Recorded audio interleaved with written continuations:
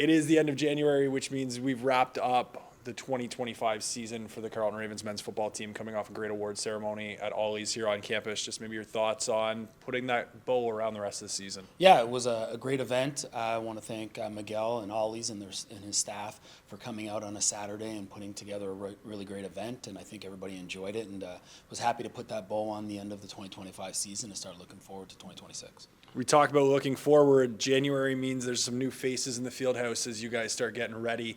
What has training been like? How's the intensity so far? Training's been going really well. We have about 9 to 10 new guys coming out right now that just started up in January, and it's a fresh energy. They're coming in, and you can see it in the gym. You can hear it in the gym, and guys are pretty excited to get things going. First time you really get a full winter with your new coordinators. What's the process been like from the end of the season until now as Ron and Nate kind of just get adjusted a little bit to your style and you get adjusted to them? It's been going well, right? A lot of learnings, a lot of different things. They're just trying to figure out, okay, how are we going to do practice? What does that look like? And they're getting integrated really well to that. It also gives them a chance to get to know the players and give the players a chance to learn the systems, get a deeper understanding. And as we do that throughout January and the rest of the winter months and going into spring, hopefully we can get to where we want to be right at the end of spring going into the summer. Looking ahead and starting to build towards that second half and April, also for some guys, they're looking to maybe build a career. So for Brody and Fred, some good news from the CFL last week. Just maybe your thoughts on the two of them as they look ahead to the Combine. You know what? They had a great year. It started off probably last year at this time when they got announced to go to the East-West. And you know what? Brody going to the national combines. He was invited to the regional ones, then got bumped up to the national. And Fred having the year that he had and now being invited to the regional combines. You know what? Their dream is to play at the next level and play in the CFL. And, you know, those are some steps, and they've been building on that. And I'm happy for them, and I'm excited for their journey ahead.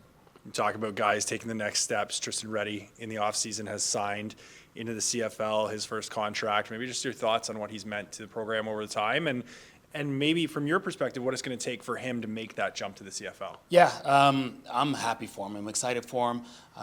You know what, going to the Toronto Argonauts and getting that signing after camp was awesome for him, especially after the year that he had. You know what, third in this country in receiving yards, you know, being a first-team OUA and doing those things. So for him, one of the big things for him is going to have to be staying healthy.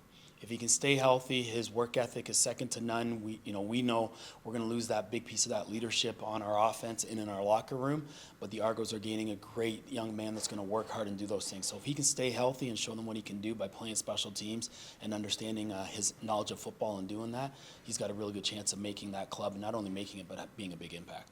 Talk about guys who are an impact. Obviously, Kasim's made his move into the league as well. But there's a couple long-time CFLers who are making a big splash right now on their way to the Olympics. I know you didn't coach either Jay or Keaton in their time here, but maybe just your thoughts on seeing two Ravens football alumni making it big in another sport. It's outstanding, right? And for us to see that, you know what, they're, even with Keaton playing football right now with the Ticats and doing those things, but showing that there is something bigger, right? And being able to represent your country on the Olympic level has got to be something special. I'm excited for them, and hopefully when they go there, they can have the success that they've been working at through their entire lives to get to that moment.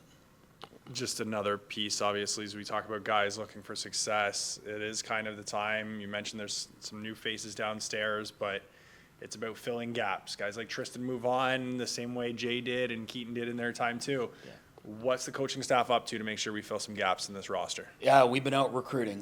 We probably have right now, speaking today, the end of January, we just had a young man commit few men commit last night over the last couple of days and the last couple of weeks. So right now we're about 26 recruits coming in. We're still working on a few others over the next few months before we turn the calendar to the 2027 crew.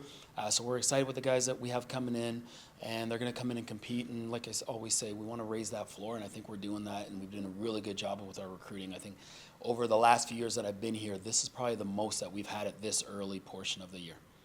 You talk about being ready this early. What can we expect to see from the club when we get to April 4th and the spring game? Yeah, it'll be a different feel, different leadership, and we're trying to find out who those new leaders will be. We lost a lot of tremendous guys over the past season, so new leadership coming in and us practicing for that full week, changing how we're going to do spring camp.